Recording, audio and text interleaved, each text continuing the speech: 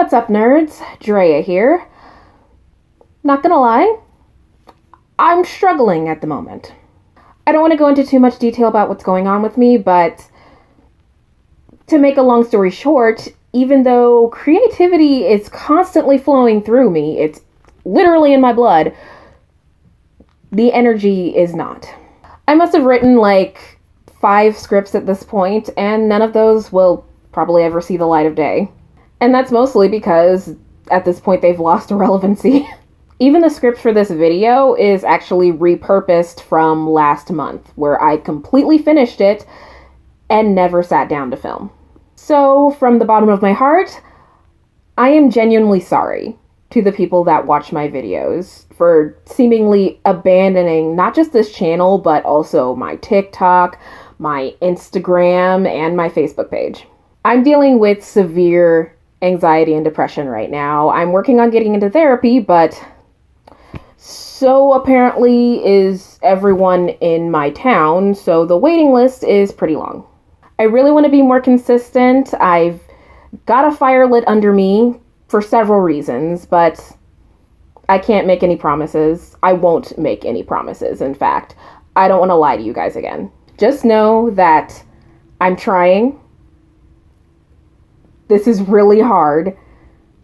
Just getting the motivation to film has been so difficult, even if I've written pages and pages by hand of things I want to tell you guys. But I'm going to try. I'm going to try my best to be more consistent. And if that doesn't happen, I apologize in advance. Anyway, let's stop all that depressing stuff and jump right into this week's video. So, as you saw in the title, we're talking about my monthly faves from both April and May. Starting off with non-anime stuff, I went to see the second Sonic movie. I saw the first one long after everyone was talking about it. Not that I would have had much to say about it, because this was a kid's movie. This was not a movie for me. I'm not even a fan of Sonic. My younger brother is, but he also liked the Death Note movie, so... Despite everything, though, I found the first one to be solid. And the second one is another solid kids movie. I liked it, but I'll probably never watch it again. What I will say is that Idris Elba was hilarious, and I love the teaser at the end. Even though I'm not a fan of Sonic, I know the characters. Also, there was one very adult joke. And I'm not talking like dirty humor or just like something that would go over a kid's head, like things that you expect, like Shrek. Shrek had adult humor.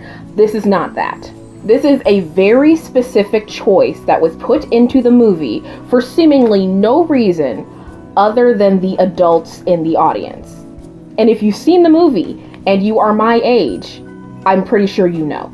I'm not going to spoil it, but I kind of love just, especially the initial shock of it. So I would say, honestly, watch the movie once. It's worth a watch. At least it's not terrible. It's not even bad. It's good. It's just for kids. Moving on to other things for children. I played Fortnite for the first time in April, and what a frustrating experience. After taking like 20 minutes to make an account or something, I don't even remember, it took me another 20 minutes to figure out how to even start the game. The screen is constantly filled with so much nonsense that I couldn't at all figure out where to go. I'm pretty sure this is due to a few key factors. One, this game is so big that so much has been added, and while this may have been a gradual kind of transition for players at the time, it's a seizure-inducing nightmare for noobs. I have no evidence of this, but that's how it seems to me. And also, too, this is just not a game for me. It stresses me out just seeing gameplay. So shortly after playing the game only once and stepping out 5 minutes later, I deleted the game. I will not be playing it. Have fun, kids. I'm gonna play Sims 3. So, Moon Knight is fantastic. By the way, we're not talking about kid stuff anymore. Kids don't watch this.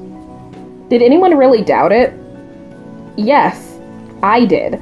I'm not a comic reader, and I had no idea who this was. But I had loved all the other shows previously, so I was going to watch it regardless. I will say that this was the hardest one for me to watch personally. It's too good. Oscar Isaac is too good of an actor. I related to a lot of what Steven goes through for reasons that I'm not really going to get into right now. Let's just say that I also have an issue with losing time. Now, the interesting thing is that everyone was saying that the series finally had the ending they were waiting for in the other MCU shows, so I was a little disappointed by how rushed it seemed to be. Especially by the end credits, I was honestly kind of pissed. And then the mid-credits scene did fix a lot of my issues. I don't know, as someone who thought the ending to the other shows were actually pretty great, this just didn't do it for me. Still a very good series that, once again, may be interested in another character I've never heard of. I don't know, keep up the good work, Marvel. We'll stay on the Marvel train to briefly talk about Doctor Strange. I'm not going to go into details just in case, someone didn't make it to the theater to see it. It's not on Disney Plus yet. Honestly, I found the movie quite disappointing. That's not to say it wasn't good. I don't think there's really been a bad MCU movie since, Thor: The Dark World. I just think that maybe this could have used a few rewrites and, maybe a different director? That's not to say that I don't love Sam Raimi. Evil Dead? Yes. Spider-Man 2? Absolutely. But I think he went a little too far in this, and I think some major parts of the movie suffer for it. That's all I'm gonna say about it. I'm glad I saw it, but not my favorite. I'm gonna wait for Thor: Love and Thunder. I think that might be more my speed. So, Facebook Watch has gotten me into yet another random series. It's a reality show. About yachting. I don't know. Anyway, I've been watching clips of Below Deck for a while now, but I finally decided to make a Peacock account so I could actually watch full episodes. And I decided to start with one of the spin-off series because I like that one. Below Deck Mediterranean is my new favorite reality show. I can't even really explain why. I've never been into boat stuff. I don't know. Moving on. So I actually haven't watched much anime lately. That's why we kind of pushed it to the end. But here's the ones I have been focusing on. I finally finished Sasaki Tomiyano, and it's really cute. It's not my favorite boys love series, which continues to be given, but I do really recommend it. Making the main character Fudanshi was a stroke of genius, and I also love nearly all of the characters. It's sweet and will probably make people cry, so it's a solid A-. When I saw the premise for Dance Dance Dancer come up in my recommendeds, I was like, yes, that. But then I saw the animation and my excitement stalled. I'm not a fan of the character models, especially the eyes, but I decided to give it a watch anyway, and I'm glad I did. Dancing Sakuga! I don't know if I've mentioned this before, though I probably did because I love repeating myself. I love to dance. I've wanted to dance since I was a kid, but I wasn't able to take any classes. Nowadays, I do some recreational ballet that I learned from YouTube, and I'm still obsessed with all things dance. That's why I love Dance Moms, and why I own the box set for Princess Tutu, which is another series that you should definitely check out if you haven't, and let me know if you guys want a video on that, because I'm definitely willing to do one. Also, would you guys like a top 10 list of underrated, older anime, but not old?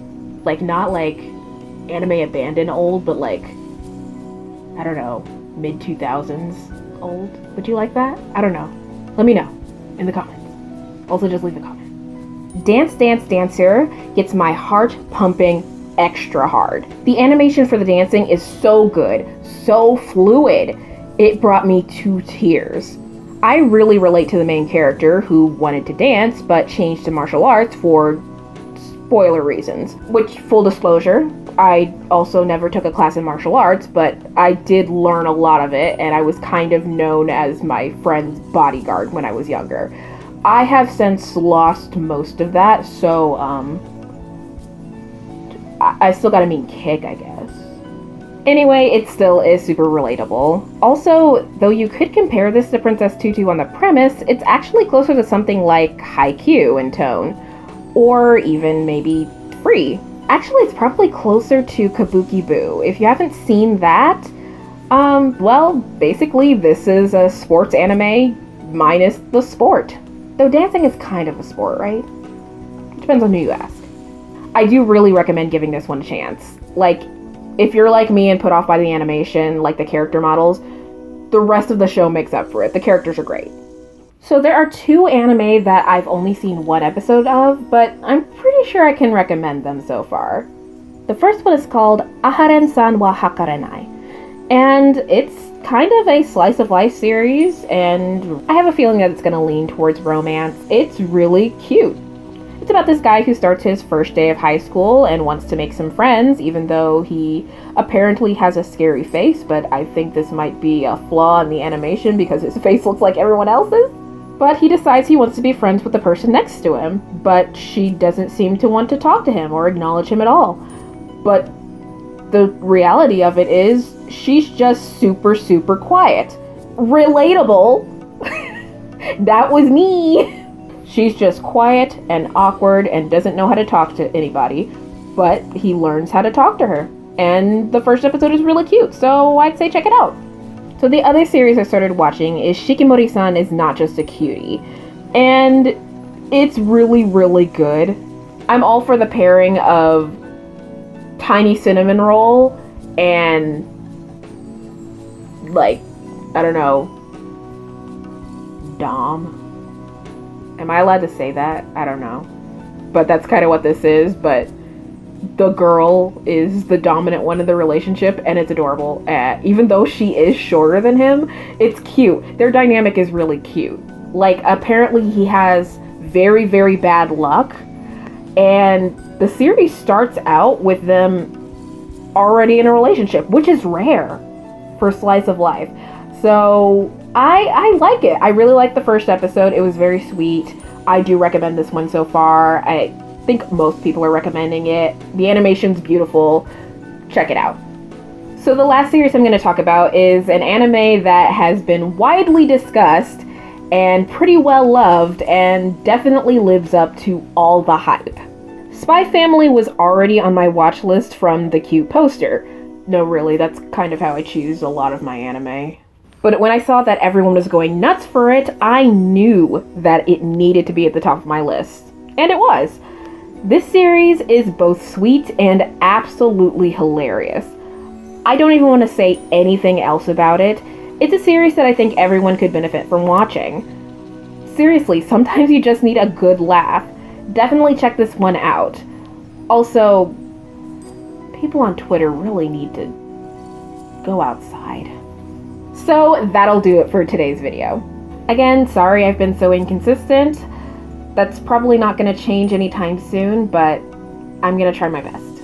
Please subscribe if you haven't already, and ring the bell so you're notified when I finally decide to get my act together. Depression sucks. What can I say? Please have a great rest of your day, week, month, and year, and I'll catch you guys later. Bye!